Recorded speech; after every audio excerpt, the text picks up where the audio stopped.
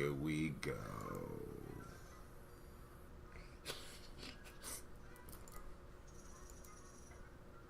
Alright, family, it's up. We're up and we are live. Y'all ready for the Daily Toast? Let's get it.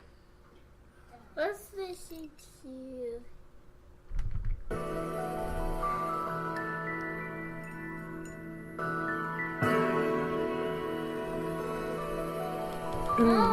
Mr. Titty.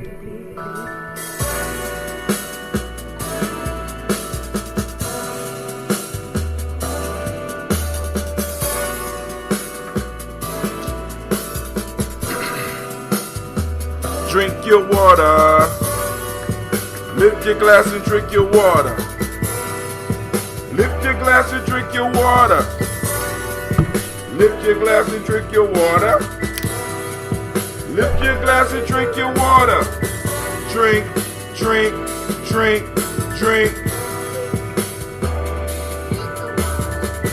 Drink, drink, drink, drink. Lift your glass and drink your water. Stop, stop, stop, stop, stop. Alright, YouTube, I have to apologize. We got to start over. Facebook ain't on board. I don't know what's going on with Facebook, but we going to kick it anyway. Oh, man, we going to try to do it live. You can't do it live. You got a weak signal. How I got a weak signal when I've been doing the same thing? over and over. Over and over. Say it, Gina. Over and over again. All of a sudden, we got a weak signal because we bringing the YouTube family up in. But we going to handle that. All right. So what I could do, what Miss Christine say? Oh, she sent the text. Okay, hold on. Let's go to Daily Toast. See, we had it all set up, didn't we, Gina? Yeah. Set up there, we was struggling, getting it together, and then all of a sudden, boom, it drops. So, you know, I got the live lines open, 614-556-4535. Let me put this down here, Daily Toast. And we're going to start over. Because we got to do it right today. We on the money. We about to step into Kwanzaa season. It's about to go down, family. It's about to go down. It's about to go down, down, down, down, down. I got it at a wide angle because I want Gina. This call is being recorded. What's up, family? Who this? Shaka. What's up? Hey, we had to start over because YouTube's dropped off. So I'm about to jump off and we're going to keep it going. All right, we are live now on YouTube. We are live on Facebook. So we're going to start the music over. So bear with us for a second because, you know, I got to do my theme song. Don't waste it on my keys, baby. You know you terrible for that. Shouts out to C-Lo. Shouts out to Brother Shaka. We're about to kick it.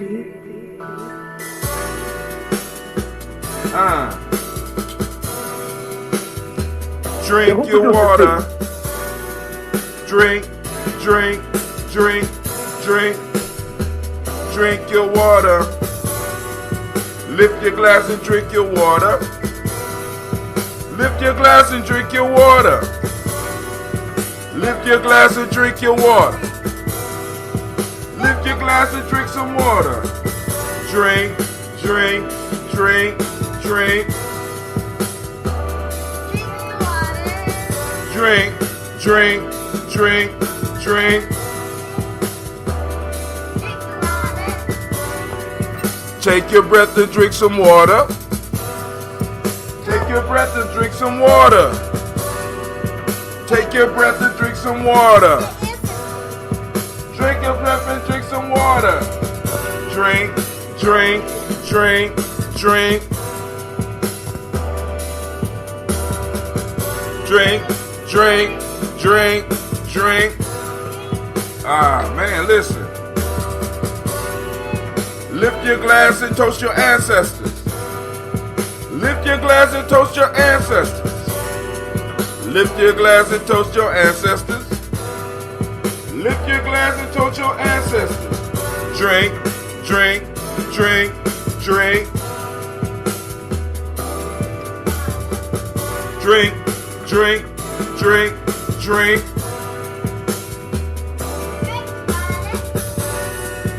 Lift your glass and drink some water.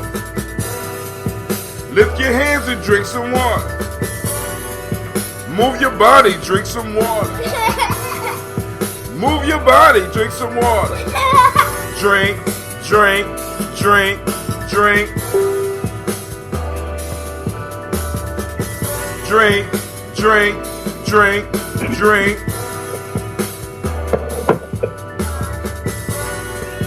I want to say shouts out to everybody out there listening, family. We had to do this twice. We had to start it over. Facebook dropped on us, right? So we're going to drink up our water and we're going to toast our ancestors, right? Shouts out to Brother Shaka, who's on the line. Shouts out to Angela Bowman. Miss Bowman. All right. Let's see what's going on Facebook.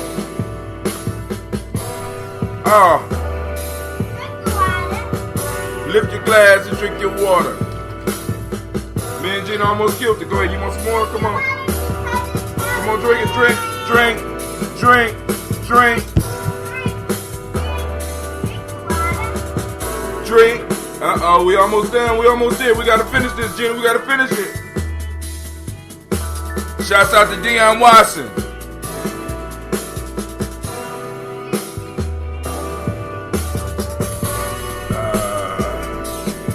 Oh, that's right. Throw it.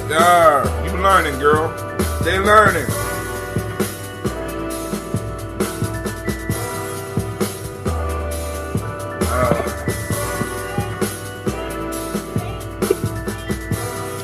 Shouts out to my cousin Ricky Ellis. Alright, we almost there, family. We almost there. We almost done. Just bear with us a couple seconds more. Probably 10. Lift your glass and drink your water. Lift your glass and drink your water. Lift your glass and drink your water. Lift your glass and drink your water. Drink, drink, drink, drink. Oh, I'm sorry, baby. Get off my computer.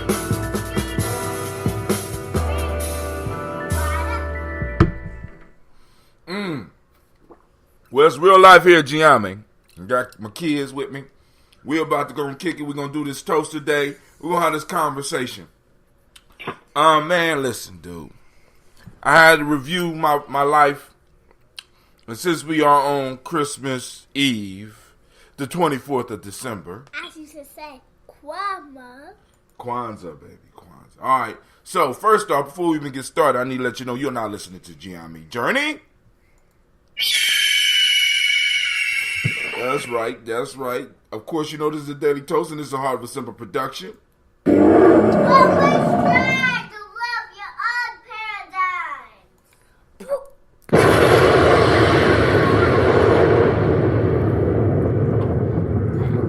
Alright, in my past life, you know what I'm saying, I had a little bit of money.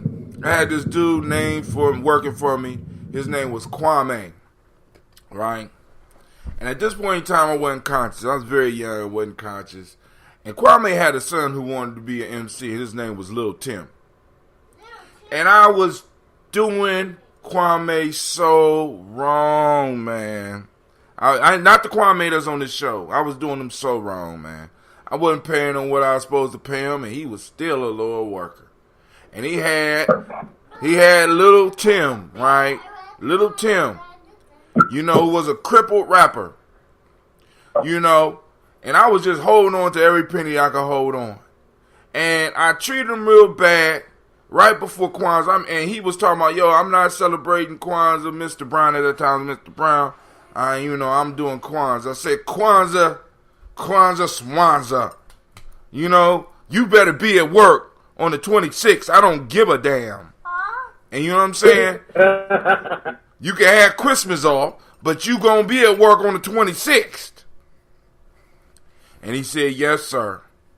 So I went to sleep on Christmas night after kicking it hard, thinking about all the money that I had stole from everybody and all this. This is before I became the person I am now. All right, yeah, this is a true story. I put my Phoenix on it. Oh, hold on. My Phoenix don't like that. Well, I'll put my lion on it. My lion don't like that. Okay. Listen. Here we go. How about your story? This is the truth. Just listen to it. Let me finish, Shaka. Because, this before I even knew Shaka. This is how long ago this was. That's how old I am. I had several different lives. Different families, different kids and shit. People don't even know about. You know what I'm saying? But I was taking all this money. I was doing people wrong. And I told this dude, I said, homie, you need to show up for work on the 26th. Don't come talking to me about that Kwanzaa. I said, Kwanzaa smonza. So I went to bed on Christmas night after celebrating and making sure I gave everybody the cheapest gift I could give them. And I was awoken. And I was told that I would be visited by 3 ancestors. Ancestors of Kwanzaa past, ancestor of Kwanzaa present, ancestor of Kwanzaa future. This is a true story. I raised my right hand. And I raised my left. Now, Kwanzaa past came. Ancestor Kwanzaa past came, showed me the oppressions past. It actually wasn't my fault. It wasn't Kwanzaa past. It was oppression present, oppression past, oppression present, oppression future. So, the ancestor from the past came, showed me the oppression of the past, and showed me the fall, showed me the incursions, showed me the slave dungeons, showed me the slave ships, and I was actually on the slave ship. Brought me over, showed me the breaking process. I'm like, oh man, I'm sitting up here crying because I'm like, I didn't know we went through all this, right? I'm like, oh my God, and showed me the rebellions. And a lot of us don't know that we had a whole bunch of rebellions, and I was involved in one of the rebellions. And they caught me.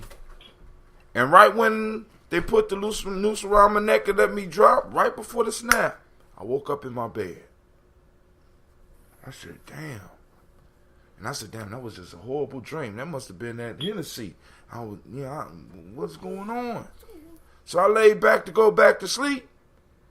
And I was abruptly woke up by the ancestor oppression present. And he showed me all the oppression that's going on now. He showed me how America succeeds and builds all this wealth up on the black bodies. Showed me the prison industrial complex. Showed me all the oppressions in the educational institutions. Showed me how we were erased out of history. I said, oh man. I said, and I got pulled over. Yeah. And right when I was reaching for my ID, the police officer pulled his gun and pulled the trigger. And right with the bullet flash, the bullet coming at me and the flash of the gun, I woke up in my bed. I said, oh my God. I said, damn, that was another messed up. Oh man. Never mixed the light and the dark liquor. So I went back to sleep. And I was abruptly woke up by the ancestor oppression future. Oh my God. And the shit that he showed me scared me. And I woke up that morning and I ran to Kwame's house and I said, Kwame, how can I help you and Lil Tim? And we produced Lil Tim's album. It didn't sell nothing. But I did the thing and I became conscious. Right? That's the moral of the story. How you doing, Brother Shaka? How you doing, Brother Shaka? You still there, Brother Shaka? You still there, Brother Shaka? My story put him to sleep. That's how good of a storyteller I am. Yes. All right, I'm still here. All right, brother. You got something you want to share with the people? Because we got time. It's everybody off today. I'm about to go. I got to finish brewing this ambrosia for the Kwanzaa celebration. You know what I'm saying? Because after what happened in that story, that's when I start meeting all of y'all, man. You know what I'm saying? I changed my name. You know what I'm saying? And me and Lil Tim is still cool. His pops, Kwame, Kwame's a little bit old. He was older than me, but me and Lil Tim is still cool. You know what I'm saying? But I got my lesson. Yes, sir. Yes, sir. But go ahead. What you got to share with us today? Because you called in early, man. Hey, man. All I can say to that is, they made the Wiz. Hey, they sure did. The Wiz. Was it an R? What you know about the Wiz? The who? My daughter? You know about the Wiz? Who? Oh man, are you crazy? I own the Wiz. I mean, I own, not own it, but I keep that. That's a staple. That's something that we need. He's the Wiz, and he lives in our. See, you see? Dude. Oh man, Hey, that's a classic, man. Yes. Huh? Yes, sir. He on that? Yes, sir. I said Pharaoh is still sleeping. He knows every line. Oh, okay. He knows every scene. Man, well, they don't know every scene. You know what? Oh my goodness, I'm gonna leave that until later. I got some videos that I'm doing post production on today, and creating a whole montage of my son, and him doing Michael Jackson, him dancing like Michael. Him every Halloween, he's got to be the Scarecrow from the Wiz. We talk about other things throughout the year, and we're like, yeah, you're going to do that? You're going to be Pinocchio instead? And then at the end of the day, it's like, some version of Michael Jackson. Hey, isn't it incredible how Michael Jackson, the spirit of Michael Jackson, has hit our kids? I mean, they was babies when he passed away. But it's something about... Michael... You said what? He passed away a year before my son got here. Exactly. So, how old is your son? 7. 7. Okay, Gina's 7 too. So, Michael Jackson passed away before Gina or Sasha got here. Sasha talking about Michael Jackson, her boyfriend. You know what I'm saying? But, you know what I'm saying? The whole piece is, though, what's incredible is that this individual's energy could go from, I mean, it's not like they playing them on the radio. You understand what I'm saying? And these kids, they come, because it's your son, Dame's son, both my daughters are Michael Jackson crazy. You know what I'm saying? And there's something about his energy. You know what I'm saying? That, I mean, go ahead. I gotta say, my son, he got it honest. Like, I remember growing up with my cousins in my grandmother's house. And, like, number one, because my mother is Thai, I was the only one for a long time until my sister showed up, who was light-skinned in the family. I couldn't get a Jerry curl because my hair was naturally curly. So they would pacify me with a snapback bottle filled with water. And that would, man, anyway, that's a whole different story. But I was the first one out of the bloodline to really in real time, when Michael Jackson did Thriller, and in '85, I was like 9. Yeah. So then my little brother, who is a decade younger than me, well, he basically was little Michael Jackson on Venice Beach from 5 years old on up, and that's how he and my mom paid rent. And now he is Jamie Starr. You can look him up. YouTube his 2014 reel, and you'll see my little brother was on Stomp the Yard with Chris Brown and Columbus Short, dancing. And has been doing it since, he's even on a little kids show. Way before then, was on Martin, on ER. And so shout out to my family on the West Coast. Jamie Starr, that's Jamie Starr, 2 R's if you wanted to look him up. And then there's Pharaoh, my son, in real, and you'll see my little brother was on Stomp the Yard. Hold on. I got feedback.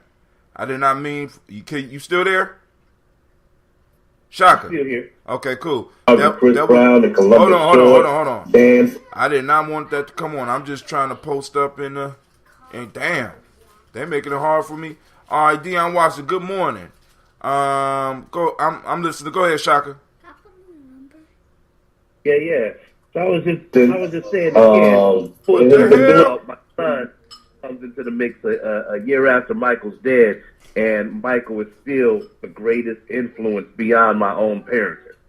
And I mean, you know, and other people, they would like kind of heckle him if he had come to school with some, you know, his little Michael Jackson attire and whatnot. But when I look at it, greatest entertainer in the world in our lifetime. Right.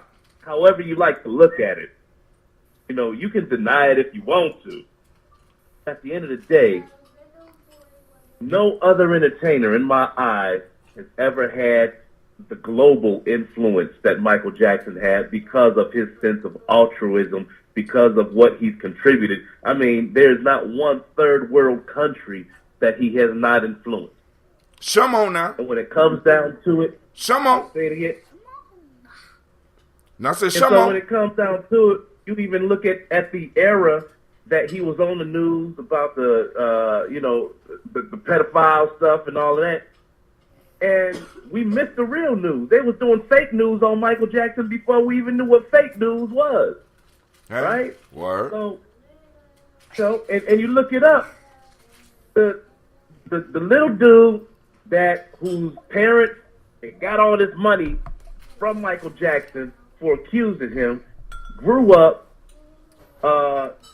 came out and said it was all fake, and out of the guilt committed suicide. Who, the little boy? So, little boy, Wow, I didn't know that. one of them. Stop, put it down. So you got that piece happening, and at the same time, it was almost like they was covering up the fact that Michael was on the continent and was really crowned an African king. Like, you can YouTube that today and see that in real news. Michael Jackson Stop, baby. was named king in the African country. Did you know this, Tim? Nope, not at all. Not at all. I just know that I have to bear through all the damn videos that my daughters put up of Michael Jackson. I mean, I like Michael Jackson. man. Don't get me wrong, but I can't do it over and over again. But hold on, let's do this toast and then we get into the conversation. I'm just trying to post up the numbers so that people can reach and oh wow. I'm sorry. I got a text about some money. You know, money pop up on my damn screen. I'm just like you got my attention. That's all you got. Pop some money up on my screen. But hey, so for all those out there, we about to do the toast, and we are going to open the lines up. Brother Shaka called in because he know the number. You know what I'm saying? You know, those true viewers, y'all know that y'all can get with us and let us know what's on your mind. YouTube as well. YouTube, the number is YouTube and Facebook. The number is 614-260-7150. Let me try to type it on my screen because for some reason it's not showing up on my computer. My computer's moving super slow. But you know, I'm running my Uber conference. I'm running YouTube. I'm also viewing what's going on Facebook as well. What's the number, Gina? 556 4535. All right. This is my co-producer here, Miss Gina G. Go on, give it up, Gina G. You ain't gonna wave at him or nothing? Oh, hi. I'm gonna open the bottle. No, you not. No, you not. I know y'all would like to see that, but she's not going to mess up my computer, my family. All right, I'm going to pin that up so that y'all got that number. It's pinned up. All right, those that want to join on on YouTube, and your picture could pop up on the screen. We on there. Feel free. I'm trying to get the link right now. For some reason, I can't get the link. Oh, there you go. I got the link. Hell, I can embed it on my YouTube channel, but I ain't going to do that. I can embed it on my, let's go over here to Facebook. Let's see if Facebook, for those interested, we going to post it up. All right, so we about to toast these ancestors. I know it's moving kind of slow today, but y'all ain't got nowhere to go. Yeah, Y'all ain't got nowhere to go. we do. You know? So, I just posted it up on my timeline. So here we go, family. Now, we about to toast. Today, I got the Death Eater. Now, the Death Eater is usually black, and I'm going to just be honest with you. I ran out of black tops. So we got the green. Okay? The green. Green for life, right? The black Death Eater, right? But right now, this is green. Got to coordinate. So, of course, you got to take the proper precautions when you opening up the bottle, right? So I got the extra protection right here. This is the Death Eater. I bottled this up yesterday. Oh, here it come. There it go. Look, there it go. It's throwing up. And yeah, I know some of y'all be like, yo, why does this is a lie? This is a live product. This is a living product. Here's your glass, Gina. We're going to toast. Smell it.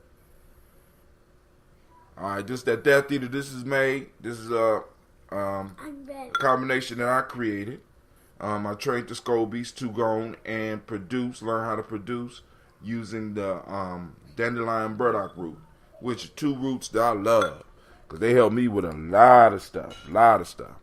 So give me your glass, Gina, so I go and pour it. It's leaking on the floor. That's not. Look at that. Y'all see that? Look at that. It's brighter over here, but it's not right there.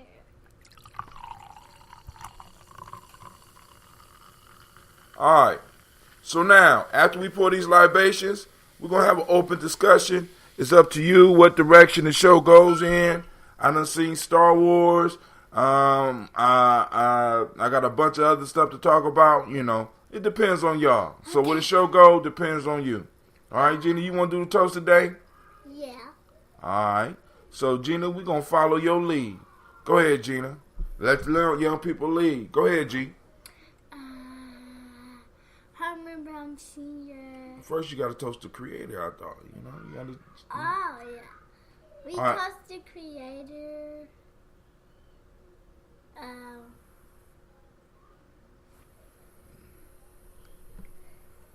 That's it?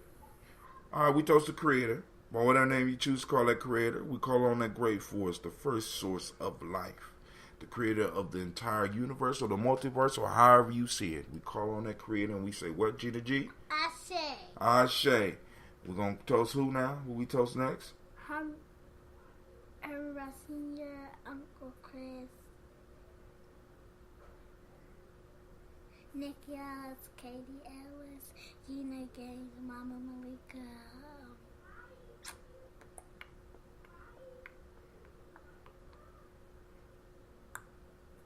That it? All right, we lift our glass. We say Ashe. So right now, at this point in time, we do it a little bit different because I know some of y'all come from traditions where y'all pour libations. But right now, come on, baby. Sorry. Right now, good God Almighty. Right now, we're pouring for the major reason we do the show is to pour for our personal ancestors. All right, so we're gonna pour for our personal ancestors. All right, and we lift up our glass. And for those of you that's been tuning in and been sharing your ancestors, I greatly thank you. We have a big list of ancestors right here that we make sure that we read through every day. Now, my daughter likes to jump around. She likes to salute her ancestors, and I hope that you are the same way. So even if you get the list, you know what I'm saying, I send it to you in a format where you can go on and edit it yourself and put your ancestors at the top and share everybody's ancestors at the same time that you're pouring, right? Because the whole piece is to get people to start saluting ancestors, right? Because this is the missing link. You know what I'm saying? This is one of the things that will connect all of us, family. You know what I'm saying? Because we all got people that passed away that we miss. And if other people saluting those same people, it kind of raises a conversation between y'all. Why are you doing that? Well, I'm just saluting ancestors. This is one of our ancestors, right? Please don't waste no more, Gina. All right, so I'm going to read the list. Miles Brown, Miss Ann, Robert Texana Davis, Herman Brown Sr., Rosalie Tilley, George and William Walter, Christopher Fanny Gasson, Aunt Lena, Uncle Chris, Aunt Fiend, Cleveland and Geneva Brown, Margaret Ellis, Wash Ellis, Cecil Ellis, Alvaro Brown, Gina Gaines, Herman Brown II, Barbara Twiggs, Wash Ellis Jr., Katie Ellis, Nikki Ellis, Jamon Jones, Jeremiah Tappan, John Fallar, Montague Pittman L, No More X, Pet Mount Ra, Malika Fakure,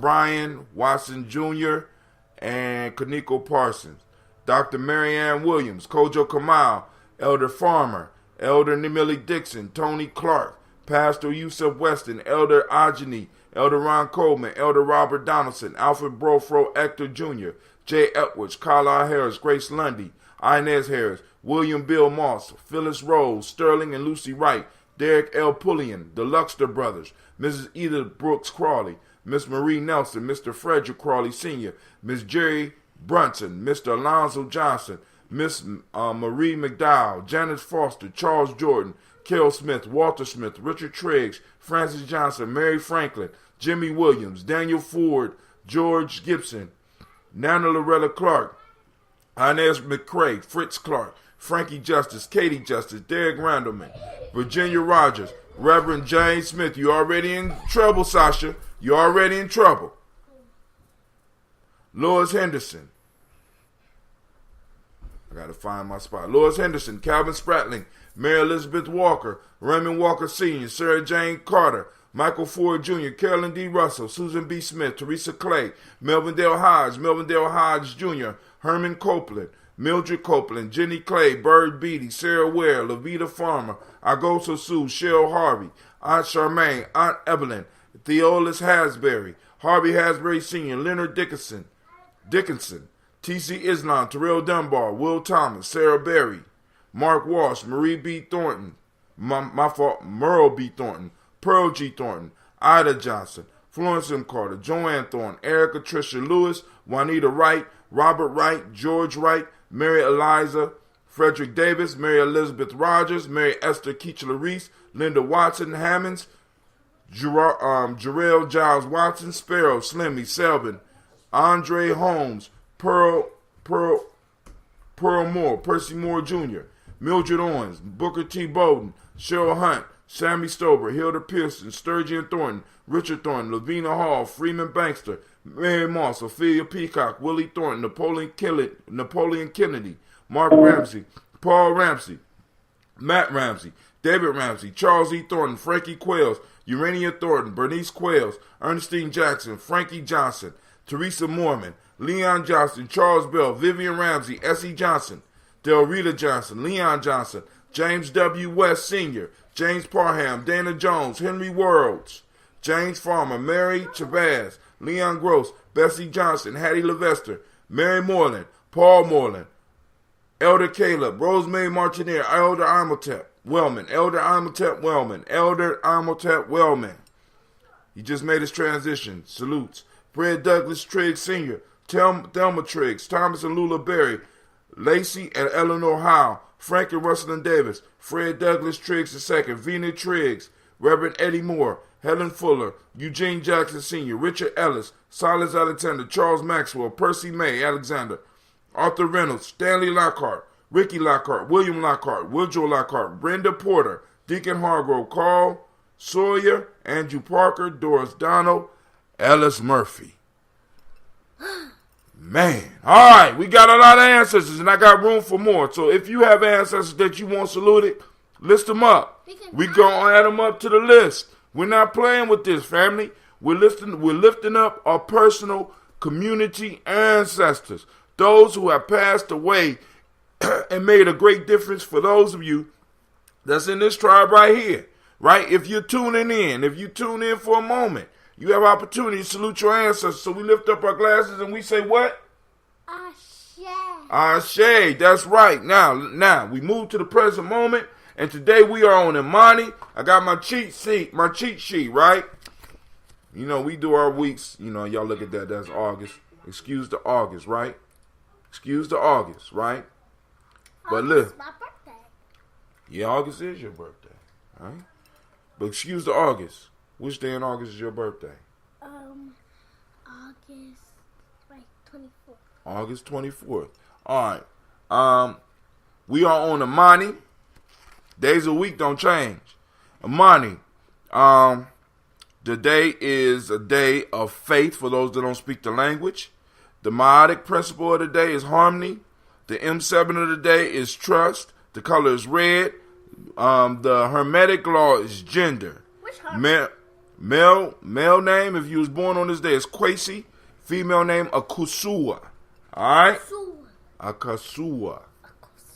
Right? So we going to end it right there, and we lift up our glass and we say, what, Gina G? Ashe. Ashe. From their family, we move on, and guess where we going right now? Right? Now, we're going to the future. We're going to our children's children, unto infinity. That's our trip? We're going to the future? We're going to the future, that's right. We toast to the future. We lift up our glass for our children's children, onto infinity, because we are responsible for the world that they receive, family. And what are you doing to change the world? Who, me? What work are you doing? You ain't got to worry about it right now, but one day you will, because you're going to hear what I have. Hopefully you do some good with it. So we lift up our glass and we say, Ashe. Ashe. From their family, I toast to all of our relations. We say, Ashe. And last but not least, I toast you, family, for taking the time to tune in. Now, we toast, we say Ashe, Ashe, Ashe, and we wish you Peace, power, and joy in 100 years. peace, power, joy in 100 years. Don't taste that death either. I don't know if she can handle it. I can. All right. So we are back, Brother Shaka, and we can open up the conversation for whatever you want. Anybody out there that have a comment? What? Anybody out there that have a comment? We can open it up for whatever you want as well. 614 556 4535. Call in while we up. You know what I'm saying? I don't know what happened. It didn't go up. All right. It'll pop up in a second. All right, family. So come on now. Anybody out there? Anything y'all want to talk about? Ask any questions, any comments. Shaka, the floor is yours, my friend. This is. You know, I'm thinking about the cycle that we're seeing in Hollywood all day long. It's like everything from back in the day. We redid it or redoing it. And what I'm thinking about is like the talents in Hollywood, are they really maintaining the same standard as the original folks that was like back in the 80s and the 70s and James Earl Jones, who's still doing things today? But you were to recreate something from back then, brought it back to today, what project would you choose? Who, and me? what acting talent would you put in there that would do some justice to the original? For Are you example, asking me? if there was a remake of Lady Sings the Blues today, I wouldn't would even you do it. cast as? Wouldn't do it at all? Nah, I wouldn't do that. I got my movie. But that's the extra question. If you could do a remake, what would the remake be? And who would you have in it if you got that? I'm thinking on the producer level. I ain't even have nobody on it yet. You're not gonna get on here and play that. Go on somewhere. All right, so that's the question, Shaka. So go ahead. What's your remake? Who you gonna have starring in it? Oh man, myself? Yeah, I person. would remake, and I would have like the livest cast. You remake what? Artists, and that Wiz. They did that. No. They did the Wiz live. Oh, okay. Oh, my fault. I'm sorry. I apologize. I'm sorry. He got offended. He like, no. Yeah, the Wiz live was a different kind of project, and you got to give him a pass and an A for effort. But if I was to remake the Wiz, I would have. All right, first off, I'm gonna give you my weak link, and my weak link is even strong just because she's the perfect Dorothy, and I forget how to say her whole name, but somebody help me out there. She was the She was the little light-skinned girl from Eve's Bayou. Tyler Perry used Temptation was the movie. She was in The Great Debater. The little girl with the big mouth. She got a yeah. I don't know we call her Big Mouth Girl. All right, but go ahead. You want Big Mouth Girl in there from The Great Debaters? So that's Dorothy. Okay. All right. Tin Man would be played by Andre 3000. Oh my God! Get the fuck out of here! Are you serious? Yes. Tin Man would be Andre 3000, and the lion would be CeeLo Green. Ooh, that's a good combination, dude. Do we still go by CeeLo Green? Do we still go by CeeLo Green? I don't know what he go by, but you know who I'm talking about. I know who you talking about. Oh man, listen, dude. He got one of the best. He is one of the most under-recognized MCs in the game. CeeLo is cold, family. If you don't know about, oh my God, but go ahead, finish. Who would be the Wiz? Wait, we can't go. I can't do it just like that. I got to give you everybody else first. Okay, go ahead. On context. All right, so where did we leave off? We got CeeLo with the Lion, Andre 3000, Big Mouth Girl. Her name is Journey something. Journey, yeah. Dorothy, Scarecrow. I need you to put your imagination on right quick. Scarecrow, played by Mos Def. Wait, you already said the Scarecrow was played by somebody. No, you said Tin Man. I didn't. Okay. You said Tin Man, my fault. Okay. So let me get this right. You said Dorothy would be Journey, the girl that played in The Great Debaters. Yes. You said that the Tin Man would be Andre 3000. Yeah. The Lion would be CeeLo Green. Mos Def would play. Yeah. Mos Def would play the Scarecrow. Scarecrow. Can he Yes, dance? sir. I mean, because the Scarecrow, the Scarecrow is a dancing. But all right, I'm not. It's your remake. You putting the money up, so go ahead. I'm gonna shut up. Go ahead. All right. Now dig this. Wicked Witch. The Wicked Witch. Erykah Badu. Ooh. Okay. Oh man, Glenda. Mm-hmm. Sade. Oh man, come on, man. Come on now. If we in pre-production, I'll have to argue that. Because all right, Sade. I don't know why Sade.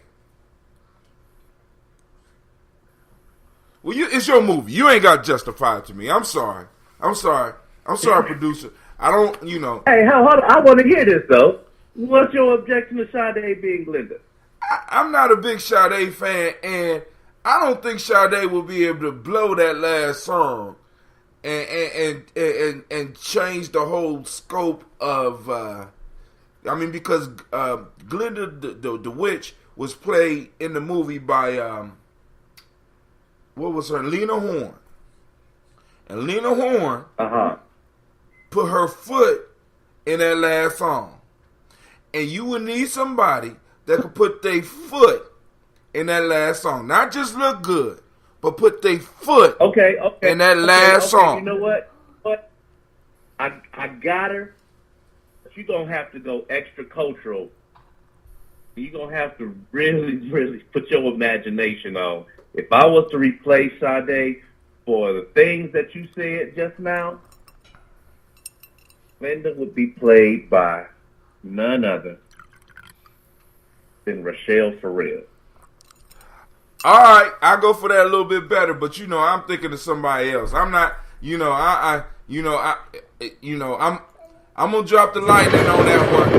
All right, I'm trying to hold back, man, because I got somebody else. You my boy, so I would have to come to you. Wait. Here we go. I have to go to you, one more. Hold on, man. I got to ask a favor, man, because I would want for Glenda, right? If it's your movie though, but as a friend, I need a favor.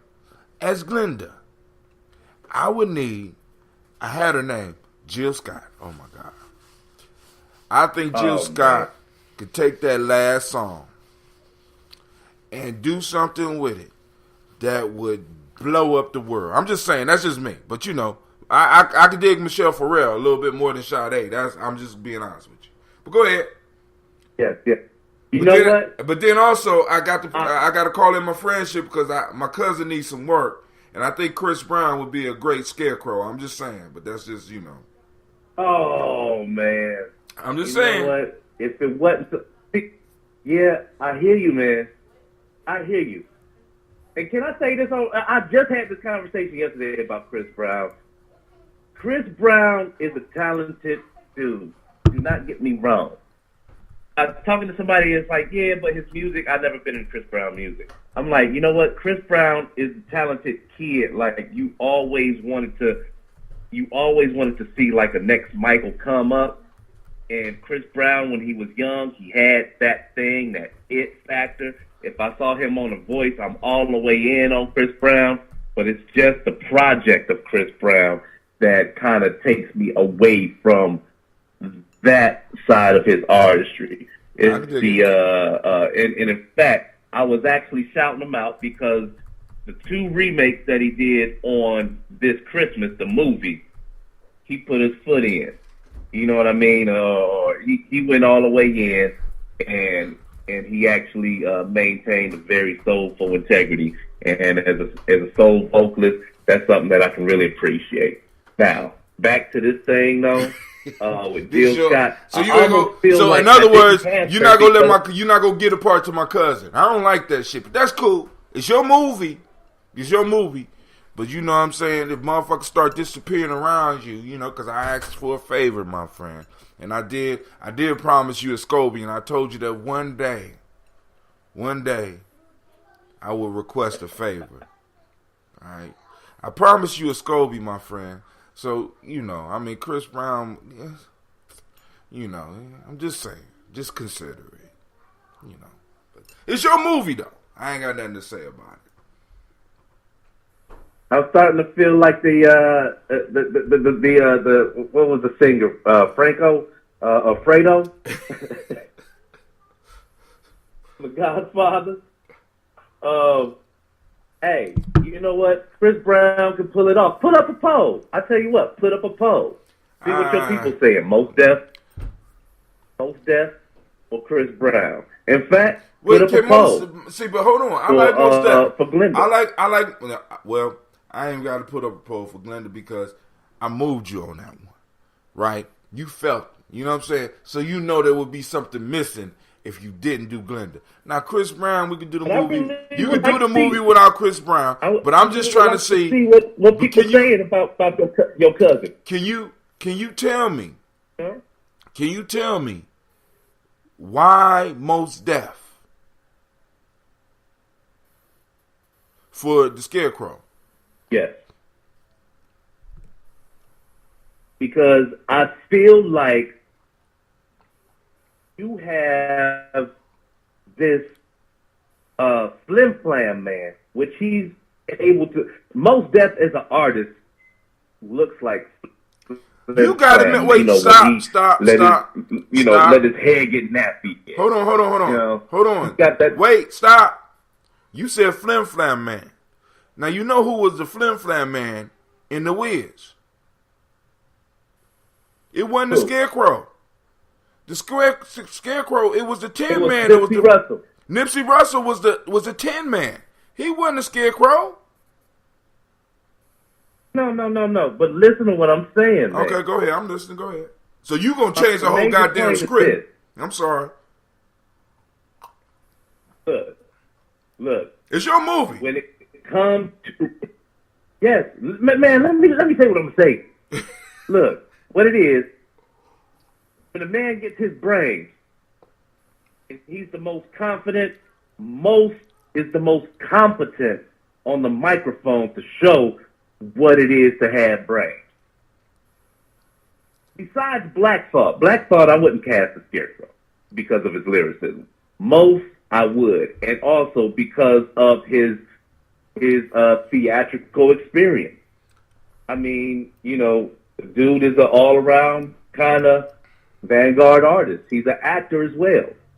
So I got to give him that to be able to take the idea of Scarecrow. And yes, Michael was a great dancer and singer. But if most played Scarecrow, would really get the younger hip-hop audience to identify with the genius in the Scarecrow, I think that most can do that. I wouldn't put your cousin up to that and understanding, you know, so that's why most. I think most. It's your movie. Fuck it. I don't care. It's your movie. Informative. It's your movie. It's your movie. I don't, you know. Go and finish your character so I can tell you the movie I want to remake, but I don't know who I'm going to have in it. But go ahead. I'm only going to say one more, and this is going to shut the whole show down. Woo! Okay, so Erica's the evil witch, right? Mm-hmm. Guess who the motorcycle monkeys are? Oh my God. The motorcycle, I don't know. No, before I get to the motorcycle monkeys, guess who plays the voice of Toto? Toto got a voice? Kevin Hart. Oh. Just cuz. He been used you know, he's going to be animated, computer generated with the voice of Kevin Hart. Oh my God. But Toto ain't have a goddamn voice, man. Toto didn't talk. So, I mean, you just changing the script. You just taking liberties. You going above and beyond. But it's your movie. I'm not mad. You gonna change the whole goddamn movie. Right? Did I mention that Motorcycle Monkeys is the Wu-Tang Clan? Oh, goddamn. Good choice. But oh, goddamn. With an honorary red man in the mix? Why? Why come? I ain't even gonna listen. I ain't even gonna question I ain't even gonna question the depths of your genius, because that shit right there caught me from the side, and I'm with that shit. You said with an honorary red man and shit. I can dig that shit. The Flying Monkeys is the Wu-Tang Clan with an honorary member called Red Man. Okay, but you still ain't told us who's gonna be the Wiz. You know what? I'm gonna tell you the truth. It just caught me up until right now that I can't even use who I was gonna use, because Prince was the daggone Wiz, and since I came, you know, conceptualize this cast, he done passed. So you was gonna use the Prince for the Wiz. Prince gonna be. Oh, okay. All right. Now, if I was to remake a movie, the movie I choose to remake, I ain't thought about who would be in it, because it's not a popular enough movie where people even know. But I would want to do a remake of The Spook Who Sat by the Door. Are you kidding me? I'm not kidding you. I would want to do a remake of The Spook Who Sat by the Door. Because, and this is the major reason why. Because do you remember the scene when they was in the dark and they was going to steal the guns from the armory? I think with today's technology, we can make that a little bit better so that you can see the movements a little bit better. I think that there's a lot of stuff that you could add that was kind of missing from the book, because we got a little bit better technology. We got better cameras. I would love to be able to see a remake or have something to do with the remake of The Spook Who Sat by the Door. Because for me, that's a very important movie. You know what I'm saying? Because, or a part 2 to The Spook Who Sat by the Door. This is why. Because if you remember the ending of The Spook Who Sat by the Door, the revolution had jumped off. And that's where we got left off. And as black people, we never get to see ourselves winning some shit. And at that point in time, we was winning. Right? We was winning. And I want... those are the type of movies that I want us to see where we're winning, goddammit. You know what I'm saying? We're winning. We're not winning just to fit in. We're winning. You know what I'm saying? Because usually with the black get hero, ready for Black Panther. well, see, this is the issue about Black Panther for me. I'm very skeptical.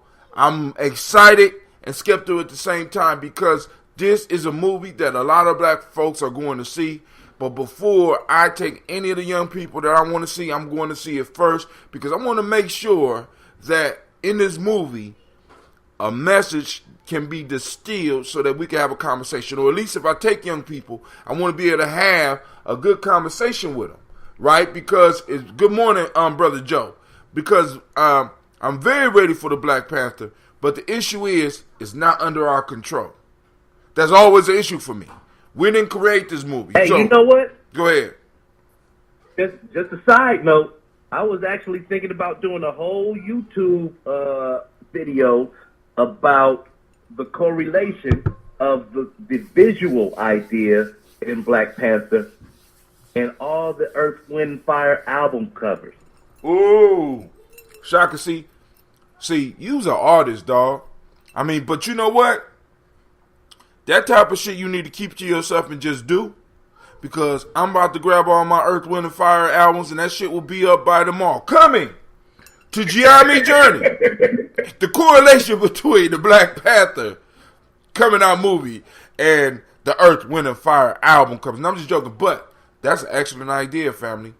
Because, you know, even though it was directed by us, the money is not controlled by us, and, you know, it's still people benefiting off of us. But I'm hoping that the message in Black Panther and the idea of the Black Panther, because for a comic book reader, for me to be able to be like, when motherfuckers talk about Tony Stark, Reed Richards, Bruce Wayne, you know what I'm saying? Because all those individuals in the Marvel and the DC universe are some of the smartest motherfuckers on the planet. And the richest. Well, take out Reed Richards' broke ass, right? But the smartest and the richest motherfucker looks like me. Who's the brokest superhero? The brokest superhero might be Reed Richards. Or, well, it's the Hulk, because he can't keep a job because, you know, he got an attitude problem.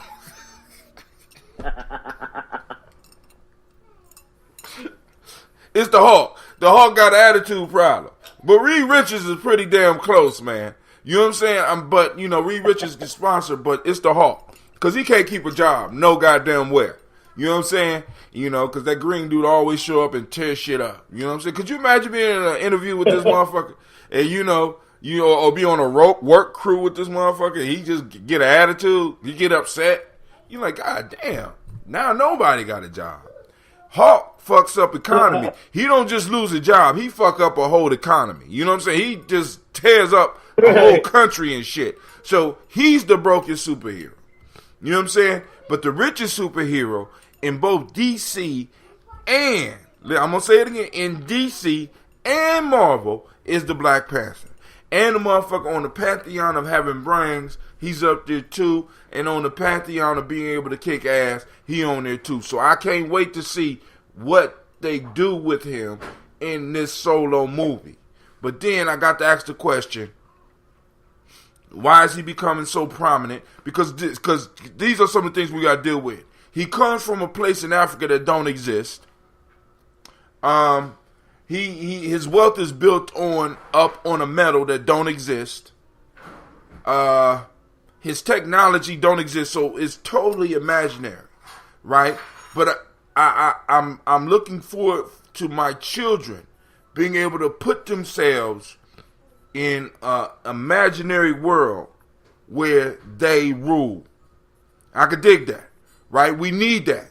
That's called myth, right? And it's a very important piece for us. So just like in the spirit of, beyond the spirit of Black Panther, before Black Panther, I'm going to tell everybody, look, family, you need to sit down with your kids and show them the first Black Panther. And that was the spook who sat by the door.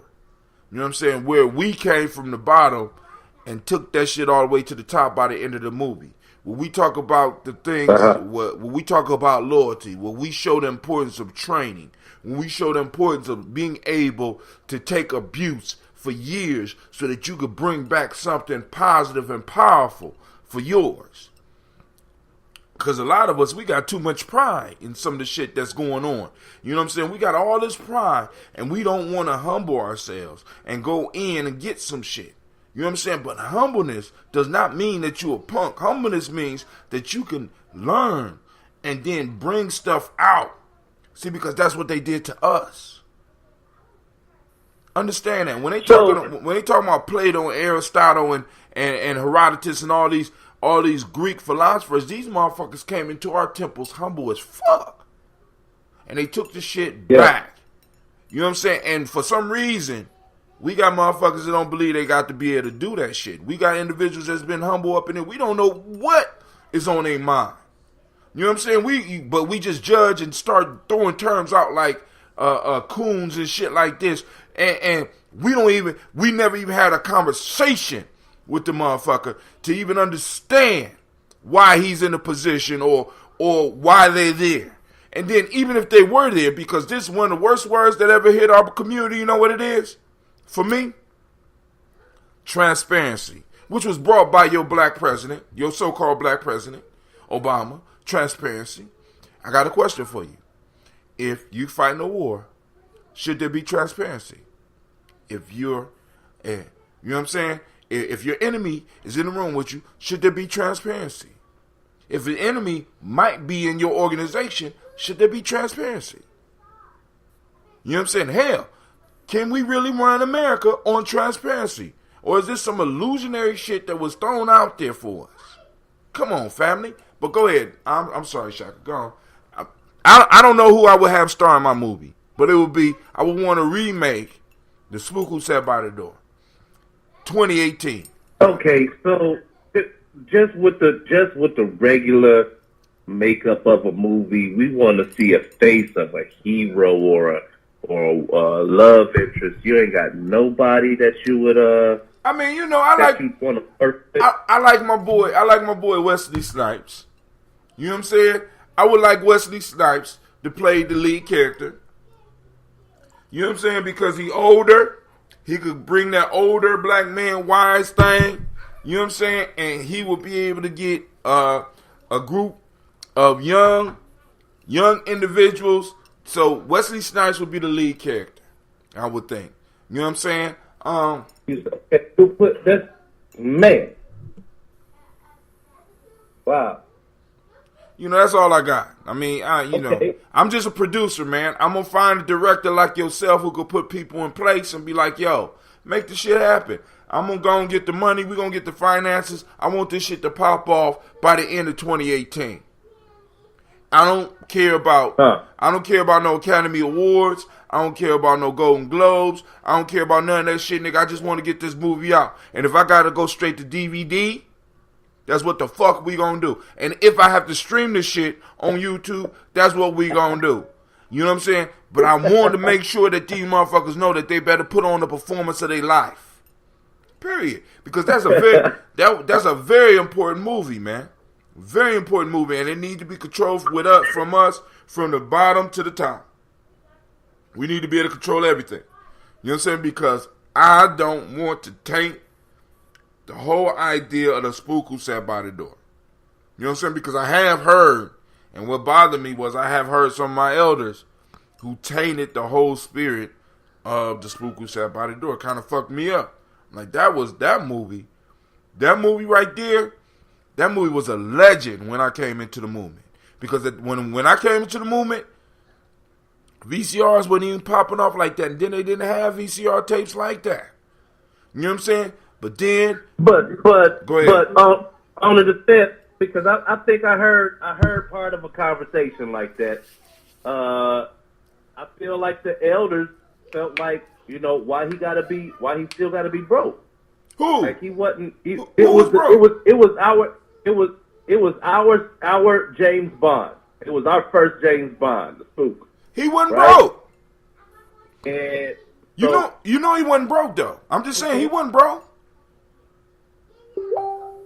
Wasn't broke? No, dude, he was in the book. He was an FBI. I think in the book he was FBI, but in the movie he was CIA. He was ex-CIA. he retired from the CIA and took over running. I want you to listen to this, Shaka. He took over running a 501c in the community where he was able to work with gangs. I just want you to see. I want you to visualize this shit. He was able to work with young men. This was his job. So he went from the CIA. He retired from the CIA. He got all information from them. Then he brought that information, and he was working at a 501c nonprofit organization, and he started training these young dudes to do his thing. Now, what I would add to it was he was not only training young dudes, but he also was training the young ladies as well, which is an important part of any revolution. So we could take this movie and we could move it in 5, 6, 7 different directions because we know we need that. And he ran the organization and he was getting paid and he had connections within the police force, so he was able to hear about what was going on in the police force. Right, because he was introduced to the police force by one of his past gang members. I mean, the shit is ripe to be redone. I know but this is the perfect time for with a president like the Great Pumpkin in there right now talking crazy. It will be a great movie to redo. Just to send it to him. Go ahead. I'm gonna give you three actors. Go ahead. Which one would you have play Freeman?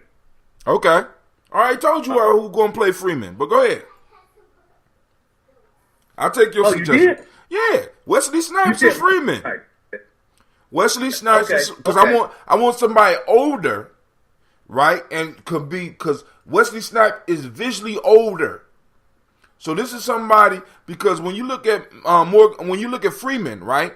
Freeman was somebody who spent a long time in the CIA, according to the movie. A long time in the CIA. So I want somebody who's visibly older, who has some experience with martial arts. You know, actually being able to go on and because there's a scene where he invites 3 of the gang leaders out to the alley.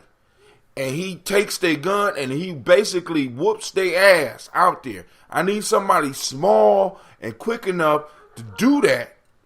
You know what I'm saying? Maybe agile enough to do that. And I was thinking Jeffrey Wright. I don't even know who that is. Who is he? Or Don Cheadle. Now hold on. Don Cheadle, I go for Don Cheadle, but I'm like, I got to spend a lot of money probably to train him to kick ass like that. I ain't got to spend the money. I'd be like Wesley. Because I'm telling you right now, Wesley Snipes already knows about this movie.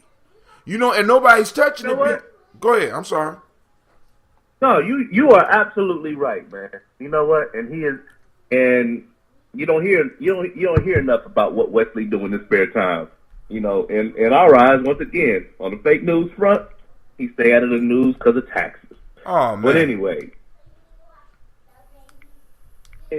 but yeah, you're right. I think that's a prime candidate if you're gonna do the spook. Oh, dude, that's live. I really wish that they let him into the Marvel world with Blade. Oh, see, but you know what? I mean, he built that up. They don't see. I mean, I want you to think about how problematic it would be to have somebody in there dealing with the concept of the Black Panther or Blade or any black hero who did a documentary on John Henry Clark. That shit is problematic, dude. You understand what I'm saying? I mean, it's like because part of his beef was that they was trying to take Blade from him. You understand what I'm saying? Because he saw the potential in Blade, right? Boom, we got this black half vampire. I mean, so the whole piece was we got to get this shit from him because Marvel was going down and Marvel started selling different pieces of who they were to studios. So some Fox got some and Paramount got some and everybody. So now what they're able to do because of the popularity of these movies is start bringing them all back in, right? You know, and then you got all these conglomerations which nobody is talking about. You got all these conglomerations coming together and buying shit. So, and now this is the piece we got to really start looking out for, Shaka, because what me and you talking about may soon become a fantasy unless we start getting equipment and start making this shit happen, because all of the major properties of communicating with the people are being bought up by major corporations. And all black media is being silenced, especially those that make you think. So we going all the way back to the BET late night dirty video phase of our development, except for what we may have on the internet. But now, with the net neutrality, they may be cutting us all off from that shit. Because they done, listen, they done shot down Russell. Think about this. Russell was shot down on allegations. We don't even know if the allegations is real. Tabitha Smiley. Roland Martin was taken off the air. Right? Oprah sold, think about this shit. And think about this. Oprah sold 25% of OWN for $70 million. Shaka, I gotta ask you a question, family.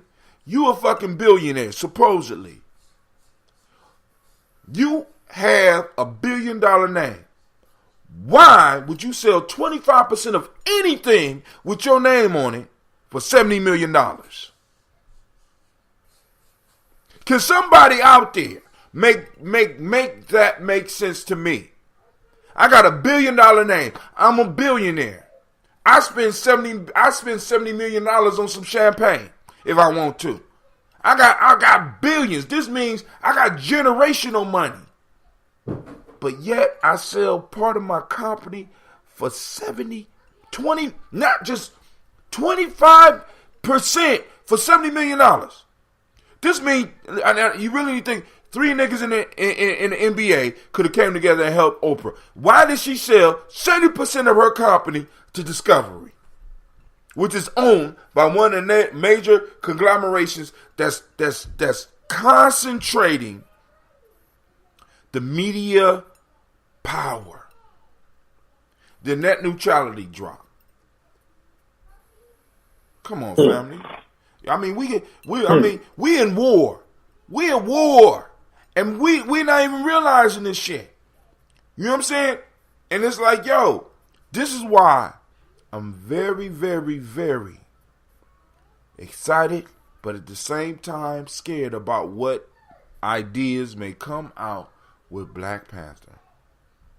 See, because ultimately Black Panther always have to end up working for others' interests outside of Wakanda. Y'all do understand that. This means, whenever the Avengers need him, the Avengers needs take precedence over Wakanda. Which means the image that they're giving of a black man, even a black man in power, is that you have to kowtow to the forces that be. And I don't think that's the idea that we need right now. I'm just saying, But maybe the movie might prove me wrong, and I pray that it does. But Star Wars is fucked up. Star Wars is saying, hey, you have to kill the past. I mean, I want y'all to think about this. This is the message that's coming through in Star Wars. You need to kill the past. Right?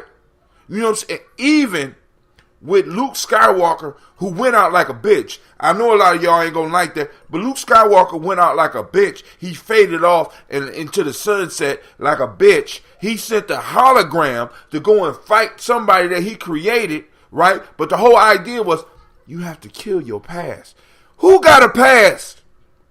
How many of us are black that watched Star Wars and went in and probably caught this message and we don't even see the connection to us? You got to let the past die. Hell, Luke Skywalker's whole goal, when you look at the movie, was to destroy the Jedi. Because the Jedi were wrong. We got an order that is thousands of generations old. This motherfucker was going to go in and destroy all the books. He was going to destroy the history of the Jedi, who was an oppressed people at that time. And the time of the Jedi had passed. Family, that's you. Your time, the message that they're getting out to you is that your time has passed. And you need to kill the past if you need to. Come try to kill me. Come on. I'm sorry, Shaka. You can't let me. I'm going to imagine. You can't let me go off like that, family. I'm going to imagine that the wealth of this place in Black Panther is a representation or visualization of the spiritual wealth that in reality we are coming into, a shift of consciousness where we're starting to truly wake up and to truly change a particular pattern in our behavior as Westerners. I want to believe that that's why Black Panther is the wealthiest, is because Disney on some level is really kind of creating a precursor to this overall this global shift. Is that too much? Well, but you got to understand, the media is what's promoting this global shift. Now, when we look into mythic history, mythic stories, I ask you again, when we look at the Hebraic mythology, I know a lot of people ain't gonna, you know what I'm saying, they ain't gonna be able to get this. When we look at the Hebraic mythology, what was Satan in charge of? What was his role? Huh? Music, which is media. He was not just in charge of music was how you communicated during war. Music was how you communicated during peace. It's media, not just music. See, we got to understand, it's not just music. It's motherfucking media. So now I'm supposed to believe that the thing that has been whooping us for the last 75 years, last 150 years, is all of a sudden going to allow for a movie to come out to allow my people to make a shift? I can't do that. I'm not hopeful like that. You know what I'm saying? That's like me. See, because let me tell you where my hope went. My hope went away when I was hoping that somebody who had stole something from me in my family was just tripping just a little bit and wasn't hooked on crack cocaine. You understand what I'm saying? My hope disappeared with that shit. I'm not hoping that a motherfucker who has been purposely trying to harm me, has purposely built wealth off of me, have purposely destroyed my culture, purposely erased me from history, is going to accidentally allow a movie to come out where they are able in the back rooms right now, they're in the back rooms right now, able to see this movie, and if anything is in there, it's a possibility they could cut that shit out.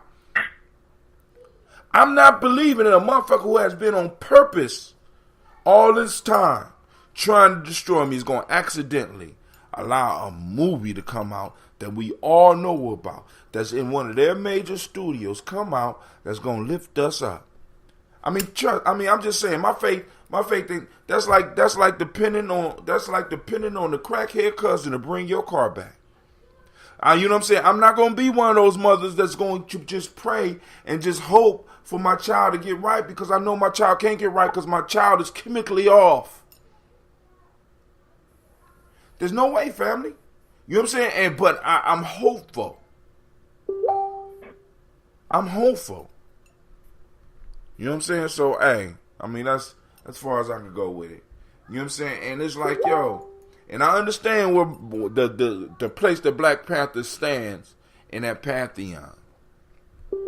Right? And I also understand that, like, for example, in Marvel, a lot of people don't even know the mightiest Marvel character is a black man.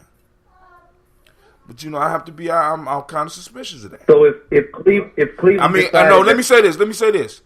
The strongest Marvel hero, the motherfucker that knocked the Hawk out with one punch, is a black man. Knocked Hawk's ass out with one punch. Hawk is the mightiest. Hawk is the strongest. Hawk ran into this black man and got knocked the fuck out. I'm just saying. But even with that, I have to be very careful. But go ahead. So if Cleve did what? If he decided that Black Panther was his favorite, like his hero of all time, what would your biggest problem with that be? But I wouldn't have ran down like the politics behind him. I wouldn't have had a problem with that at all, because I would be able to have a conversation with my son to point him in the directions that he need to go. For example, if you look at the Black Panther lore, because they can't get rid of that. See, because we already know that the Marvel Cinematic Universe is different than the Marvel comic book universe. If you look at the deity that gives the Black Panther his power, it comes from ancient Kemet. I could point my son in those directions. I'm not concerned about Cleve because Cleve have access to other black men as well as myself that could go enlighten him on the shit. I'm concerned about the 9 million people Cleve's age out there that's gonna go see this and have nobody to sit down and discuss it with. Right. You see what I'm saying? Because even if I was to take Cleve and 100 other young black folks to go see this movie, I would have the power to have a conversation with them, or they could come and ask me about something. You know what I'm saying? But a lot of our kids don't have these networks. So Cleve, like I told Cleve, and a lot of people gonna get upset with me for saying this. I had Cleve getting up every morning, and he was working on Python when I get up and do my shows during the week. So he spent an hour to 45 minutes learning Python. But my brother informed me that Cleveland wasn't doing his work at school. So he called me in the office, he called Cleve in the office and showed Cleve right in front of me, Cleve, you're not doing your work. My brother did that to show me two things. One, to check me. Because how the fuck you go in here, you work here every day, and your son is not doing his work. Look at all these red marks on this shit right here. Second, he did it to check Cleve. You know what I'm saying? So now I looked at Cleve and I said, you know what? You know, my faith is mistrusted. I mean, I misdirected my faith, Cleve, and I apologize. I thought that I could trust you to do this simple work. Everything is on the computer, but this is the lesson. This is the piece that I told Cleve, and I know a lot of y'all gonna get mad at me. I said, Cleve, I'm working in a situation, and I put you in a situation where you are surrounded by men, black men that love you, and people who are invested in your future. Family, if you leave this school after 8th grade and do not succeed, I hate to say it to you, man, but I'm not going to be feeling bad, because I did everything that I could to put you in a situation to win. Everything. I've been taking Cleve to school and working in Cleve school since he was in 2nd grade. You understand what I'm saying? So I'm like, yo, dude, I mean, at some point in time, you're coming to a point in time in our tradition where you a man. And I've been putting you in a man position for a while. You know what I'm saying? Where you have the ability to choose, even though other people is looking at me like I'm crazy. And I give you an opportunity to choose. And yet you're making the wrong choices when you could go to the library. Your uncle there. You can go to the media lab. You got an uncle there. You got an Uncle Allende walking around the building, able to do drums and shit. You got another uncle at the front desk. You got an uncle up in the main in the principal office, and your dad is doing discipline. Then on top of that, that's just the top. You got teachers and shit that are concerned about you and love you. How can you come out of this shit not winning? Right. All the kids out there that's gonna go see the Black Panther don't have that shit. That's my concern. That's my concern, family. So Black Panther could throw us a curve And the only thing we have be able to do is to take it raw, like we've been taking history for a long time. And I'm like, yo, family, and I'm like, and it might come in a slick way, and our kids might not catch it. But what you need to understand is that the subconscious mind is always working. And when you go into a movie, you're going into a ritualistic situation. When you go into a movie, they have the introduction. When you go into a movie, it's certain things that happen. It's certain ritual things that you got to do. Like in most cases, they remind you about your phone. Turn your phone off. Boom, they let you know you can get the popcorn. The lights are up, and then the lights drop all the way to black. Then the previews come on. And then all of a sudden, we're thrown into a whole nother world. Because if you notice during movies, the volume is not up as loud in the previews as it is with the movies. The volume goes up higher. It becomes darker. You know what I'm saying? There are ritual steps that they're taking you through to prepare you. Now, what is that preparing you for? It's preparing you for the cinematic ritual that's about to happen before you. There's a beginning of the movie, there's a middle of the movie, there's an end of the movie, just like a ritual. Now, at the beginning of the movie, they're getting you warmed up. Now, by that time, you get involved with it. Once you get involved, your subconscious mind is open because your conscious mind is caught up looking at one thing, but your subconscious mind is looking at the symbolism that's going on around. So, so ideas can be implanted in you and you not even know. Because you don't even know you're in a ritual. You think that you at a movie just chilling. Fam, you can't fuck with me. I've been doing this shit for years. I know how to do this shit. You know what I'm saying? Listen, I done found out how easy it is to hypnotize people. You don't believe me? Check my check my family. Go on one of my timelines where you see people who have been with me for years. I have demonstrated being able to hypnotize people in front of groups. Do you know how easy it is to get motherfuckers to fall into trances today? Once that light go off, once the volume go up, motherfuckers fall into trances. And if you don't believe me, in the middle of a movie, just go to a movie today, in the middle of a movie, stop and look around. And look at the state that everybody is in that movie. Especially the highly anticipated movies. Going to Star Wars, and you see a whole bunch of motherfuckers in the phase. I was sitting there at Star Wars, and one of the things that would constantly move me out of the trance was that there was somebody that was in the movie that was shaking. They were shaking uncontrollably. So in the seats that I was sitting in, whether it was moving a foot or whatever, it would cause it to vibrate, which will remind me, damn, I'm sinking into some shit. You know what I'm saying? Because at first I was like, damn, I wish this motherfucker would stop. But then I was grateful that my chair kept shaking because it took me out of being totally involved with that whole motherfucking movie. Then I could have been coming out there talking, oh, it's the greatest, blah, blah, blah, blah. No, fuck that. No. You know what I'm saying?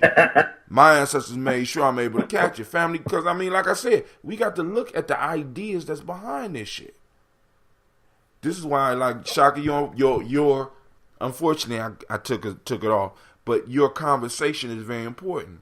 You know what I'm saying? Remaking movies. Why? You know what I'm saying? Because even when we get, like in music, or even when we get into, we got to make sure that if it's just slickly, we got to slide in a message. You know what I'm saying? And I know it's a black director, but like I said, I haven't done research on the black director to really see what he came from, because I want y'all to understand. Because I'm gonna ask all of y'all this. You have a 70 to 80 to maybe $120 million project. I know that's kind of hard for some of y'all. Hell, you know what I'm saying? But think about that.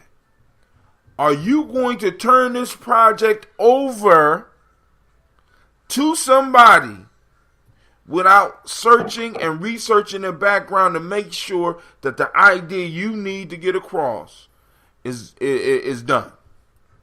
You don't just give $120 million to a motherfucker to do special effects and shit like that if the message that you want is not going across. Right. Even with the Matrix, there's some I fucked up heard messages that. in there. Go ahead. I heard Spike Lee was to remake Bruce Lee's Enter the Dragon. And there's nothing that makes me feel good about that project at all. Number one, because I couldn't even imagine a martial artist today or a group of martial artists that I put in that movie. Maybe just because I haven't thought about it, but yeah, I don't know. If that project did go, is it any faces or show that you would want to see in that movie? Michael Jai White, Black Dynamite, any of these cats out here. Tony Jaa is my favorite martial artist after Bruce. But go and check this out. Check this out. As far as that, the story of Enter the Dragon is something worthy to be redone. Now, you might not be able to find a star with the quality that Bruce Lee had, but then you got to realize that Bruce Lee died. So, in a sense, Bruce Lee set up a ritual for Enter the Dragon to be pushed to a level that no other at that point in time, that very few movies had ever been done. Now, because when he died, a lot of people rushed out to see that movie. That movie became legendary before it even hit America, right? But the story of Enter the Dragon is a great story, and I would be kind of troubled because Spike Lee don't have, for me, Spike Lee is kind of questionable with some of his movie choices and shit. You know what I'm saying? I'm just, you know what I'm saying? I'm not. Because one minute I feel he's conscious, next minute I see a movie and be like, what the? Because really. Sweet Blood of Jesus. You say who? What is it called? Sweet Blood of Jesus? I ain't even seen that. I stopped seeing Spike Lee movies a while ago, family. Because it's like, I don't never know what to expect. You know what I'm saying? Because Spike Lee is a strange phenomenon to me. Uncharted galaxy. You know what I'm saying? Because the first few movies that he brought out, like the one where Fight the Power was in, I went and saw that movie, and I kind of left like, what the fuck was the message? Because it was so many messages coming, and I'm like, all right, fuck it. You know what I'm saying? School days. What the fuck is the message? Go to school or not go to school? Or light skin, dark? What the fuck? You know what I'm saying? You know what I'm saying? I'm like, I was confused. I'm like, what the fuck? Or the one where it was hot and it was in New York and the shit blew up around. Huh? Do the right, yeah. I don't even go see it. The only one that I would go and see again is More Better Blues. I'm just being honest. That's the only one, you know what I'm saying, I love. You know what I'm saying? Even with the new Netflix shit, what is it? She's Gotta Have It. You know what I'm saying? I'm not rushing to see that shit because, because that girl was not something that was not a woman that our young ladies need to see right now. She wasn't what we needed to see back then, goddammit. You know what I'm saying? So definitely with her, and the message they got is the pansexual individual. She could fuck a goat. You know what I'm saying? That's what really, because think about it, that's what pansexual. Yeah, I can see on the international. You say who? I can see how she's got to have it the first time went over in Cannes. Like, I get it.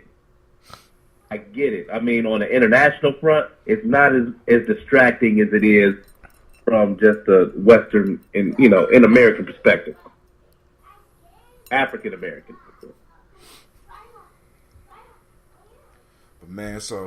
But hey, man, But the second time around, this Netflix thing, I gave it 15 minutes, and it was line for line the same exact project with different actors. I was like, I can't go through it again on that level because I understand what you mean. It's and like 7 it's not necessarily, episodes. bringing us any new consciousness or Nothing. one of his life projects. Nothing. Ain't no See, Malcolm X. See, because this is the issue. I saw Malcolm X, but I don't know if I'll see Malcolm X. Malcolm X was good, though. I will give him that. The piece for me is that the artists that I choose to follow, and especially continue to follow, whether they're the artists behind the camera, behind the keyboards, behind the music, are individuals that I am sure will give me something. You don't have to give it to me all the time, but give me that jewel to find where there's a discussion. And I don't feel that brother does that for me. He don't do that for me. And that's the type of entertainment. We need entertainment for the sake of changing minds and developing revolutionary mind states and getting us to seek deeper things than just our sexuality. You understand what I'm saying? Because a horny woman in a show about a horny woman in our community who feels she's pansexual and can fuck anybody she wants to, and she has this woman. I don't necessarily think that is the message that we need in our community at this point in time. I don't, you know what I'm saying? And maybe some other thoughts that come off of there. Maybe somebody on the timeline could correct me with that. And I would love that, because those are the comments. If there is some good information on it, because somebody else just told me, oh, that's good. That shit is good. I had to watch the whole thing through. You know what I'm saying? I'm like, I'm not even going to start, because first off, I looked at the character that Spike Lee played in the movie. I'm looking, I said, is that a white dude? Somebody said, nah, he Puerto Rican. Like, damn, he look like a white dude to me. But hey. Tim, if Netflix was giving us $20 million to do a project to show what we were, what would you, where would we start? Who, us? Well, first, we would start with gathering enough of us together and doing maybe a week retreat. We got good food, where we got good drink, where we could commune together for the first 4 days, and then the last 3 days we will start dealing with the question that you asking. See, because we got to understand that our enemies, they do shit like this. They got retreats, right, where they come around and they build, and while they inside building, everybody like, stop the meeting, stop, and they come into themselves and they like, boom, what do we need? And we need to have time where we are able, like they give me a 20, I'm going to spend a portion of that money bringing the people that I need together so that we could discuss what story do we need to tell. Because all the stories are just a retelling of the original tales, period. All of them. We can look at Spook. We can look at The Wizard of Oz. We can look at She's Gotta Have It. We can look at all these movies. All these movies follow the basic story framework. Now, what story are we going to put together and tell for this 7 to 9 episode thing on YouTube?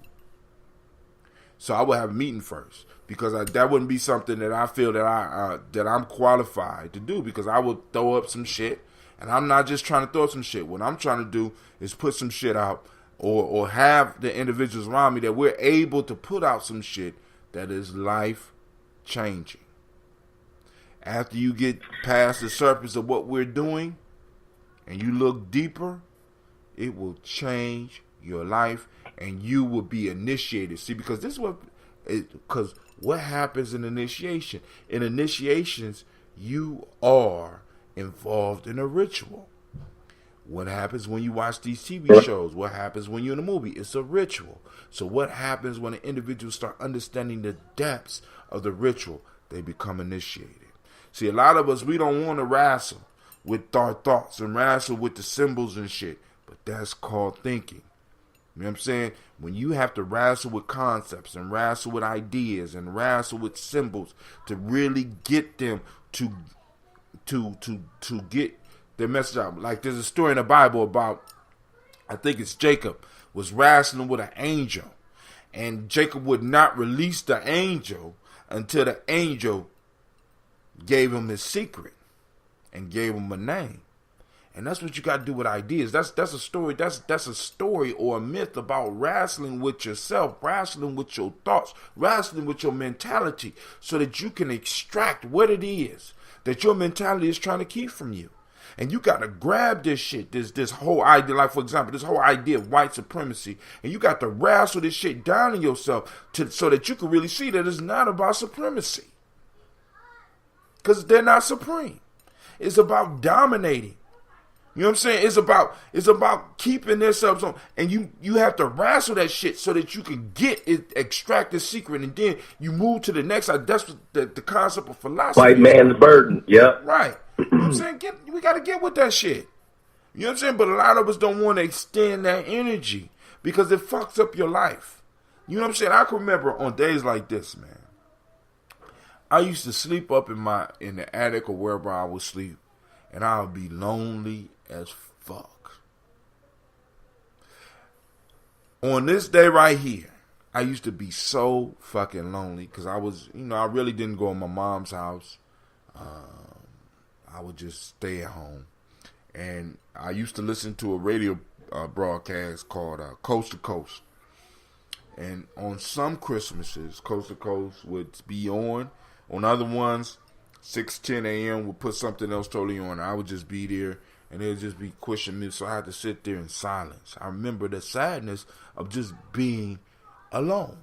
I mean, I know it was people I could have called and shit like that, but that shit would be sappy, and it would be, for me, it was unmanlike. But now, I look at what the ancestors have provided me. Family, I get to spend this day with some screaming girls and a young man. You know what I'm saying? My niece got kids. My son got kids. If, we got one. You know what I'm saying? But, that we still working on that. But I'm not in that space anymore. Right? And my piece is, but it took me going through some struggle. It took me going through some sadness. It took me going through really understanding what oppression was. It took me going through that loneliness that opened me up to this. But it also took the right combination of books and movies and music to get me to start thinking and wrestling with ideas so that I can get above and beyond where I was. So I have to thank the times that I was in those sad pieces. But what I'm saying is, if I was to get that money from Netflix and I was to do a project, I would bring a crew of creative people together, have them chill together for a while, get to know each other, get to trust each other. Maybe even bring somebody in to do rituals, bring somebody in, do a sweat lodge, bring somebody in, do different things with us. Right? And then after a certain period of time was over and you could see that there was a bonding with the group, then I would talk about, boom, listen, I just got this money from Netflix. We using part of the money to do all this shit. I'm going to find a way to explain in the budget. Don't worry about that. If it's jail time, I'll do it. But we have an opportunity to come out with a 7 to 9 piece series that will change people's lives. And I'm counting on every last one of you creative motherfuckers in this room to do it. And I lay it on them like that. The fate of your people. Just like these movies we like. You know what I'm saying? The Avengers. The fate of the world is in your hands. Fantastic Four. The fate of the world is in your hands. Luke Skywalker. The fate of the galaxy is in your hands. I would go on and get my group to mail, and then I would drop. The fate of our people is in your hands.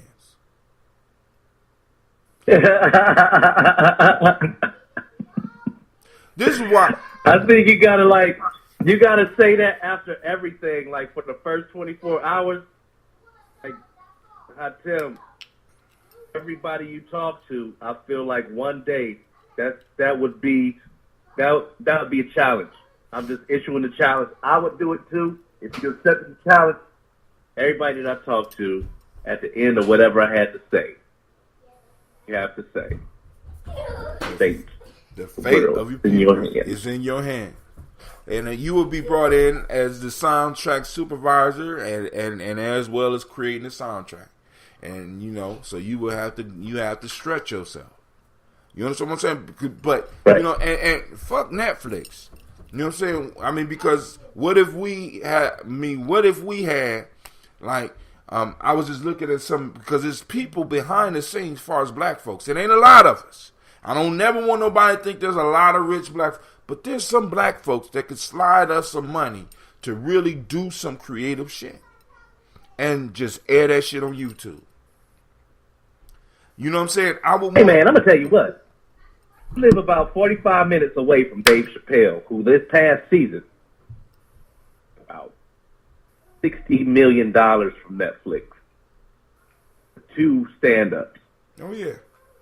Tracy Morgan, who not only, well, what did he get? $100 million from Walmart. Came back and got, what was it? How much did they pay Tracy? I think it was something like $50 million for his stand-up act, which, by the way, is the best Tracy Morgan stand-up act I've ever seen. All right. Chris Rock got some coming. $40 million in the mix. Netflix is really putting on some black artists. I don't know if you saw the 25th anniversary of Def Comedy Jam. That's something man, don't special. bring that shit up no more. Don't bring that shit up no more. That's on Netflix. I'm gonna look at it. Is it on Netflix? Yes, sir. All right, I'm gonna check that out.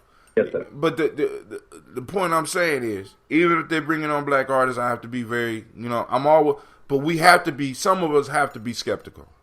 You understand what I'm saying? Because it's like, yo, man, we got to make sure that the message is getting out there, and we have to be willing to be the one or be the naysayer that brings up the conversations that are uncomfortable, because there is no growth in comfort. This is what a lot of us don't understand as black folks.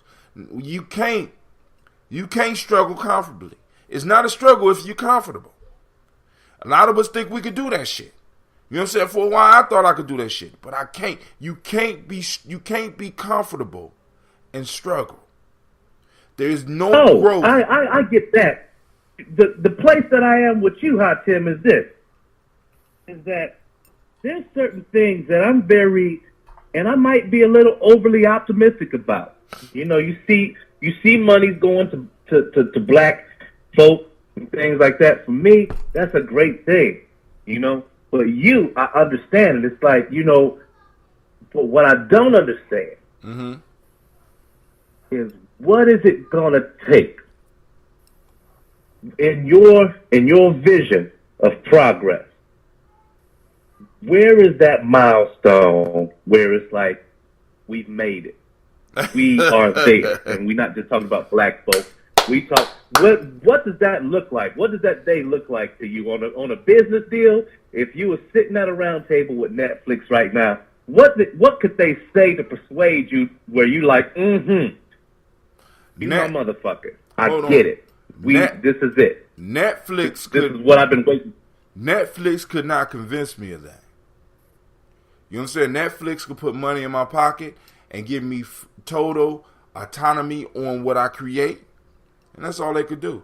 Because Netflix is only a small piece in a puzzle that has been bothering and trolling and destroying my people for a long time. We have arrived. What is that ideal? Wait, hold on. We have arrived. Look like one or two things to me. Either it means, and I might get cut off of YouTube and Facebook for this, it means the total destruction of the system that is right now, or a more feasible one for everybody involved in this is that reparations are distributed to people like us. You know what I'm saying? A full apology and reparations are distributed. Now, this means that we will have to attain political power. See, because what it looks like to me is that I'm able to sit at a table with people that look like me and be able to talk. And this dude that's light skinned like Shaka say, I got 30 million on that. And this dark skinned dude over here got 40 million on that.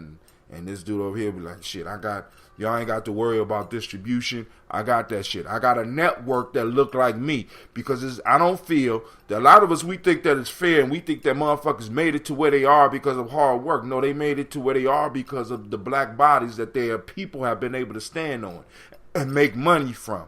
I think that the fairest thing is for us to be able to come together as a group and be able to say, look, we're going to make this happen. But we can't do that because we always need the green light from somebody else.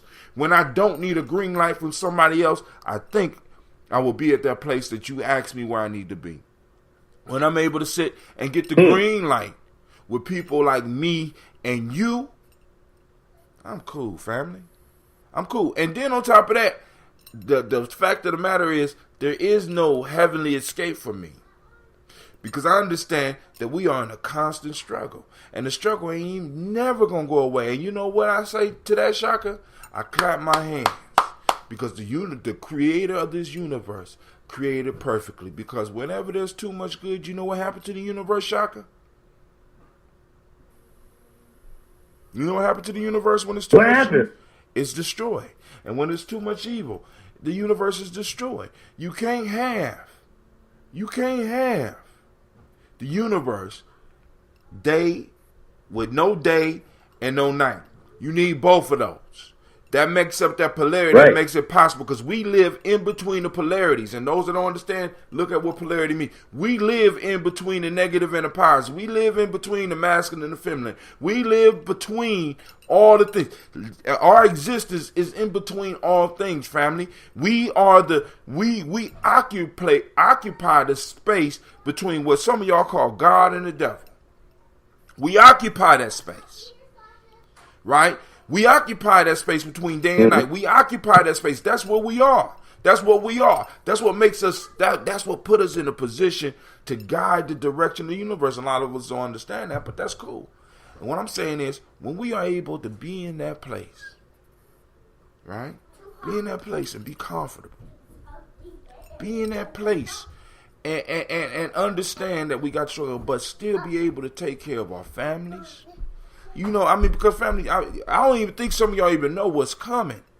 I need y'all to understand that within the next 5 years, right, about 40% of us is going to be possibly facing unemployment. I need y'all to understand that. They're bringing out automated cars. They're bringing out automatic trucks. Tesla's going to be showing the automated trucks this year. And they're going to get rid of a whole segment of the middle class, and especially in our community. It's going to affect everybody. But you know, when white America gets a cold, we get pneumonia. I'm just letting y'all know. But yo, Brother Shaka, I want to thank you for joining me for this almost 2 hours. You know what I'm saying? I want to thank you. We're about to get up. I want to thank everybody that took the time to tune in. I need to let y'all know this is Gye-Nyame Journey Radio. I'm your host, Brother Hatim, and I got to use the bathroom so bad that I'm about to get up and run up out this mug right now. And this has been Daily Toast, and this is a Heart of a Simple production.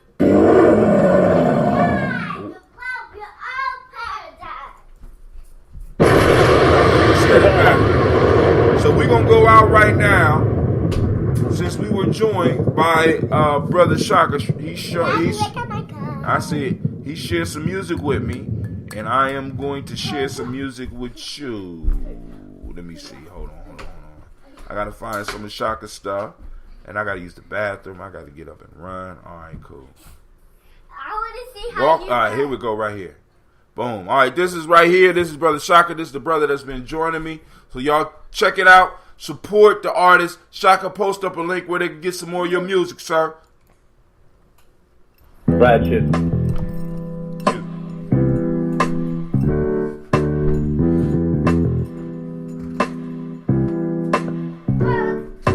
Word from the wise, never catch girls among swine. It's just a waste of time, cause they can't see you shine when you walk amongst the blind. Even when you reflect divine. Word from the wise, never catch girls among swine. It's just a waste of time, cause they can't see you shine when you walk amongst the blind. Even when you reflect divine.